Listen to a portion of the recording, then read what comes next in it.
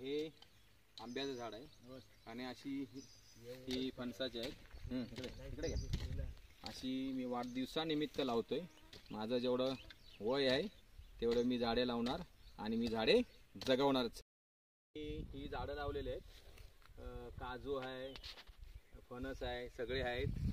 आणि जेवढे आमचे वाढदिवस आहे वय तेवढे आम्ही यावर्षी 2024ला ही एवढी झाडे लावलेली आहेत आणि आम्ही ती जगवायचा प्रयत्न करणार आहे.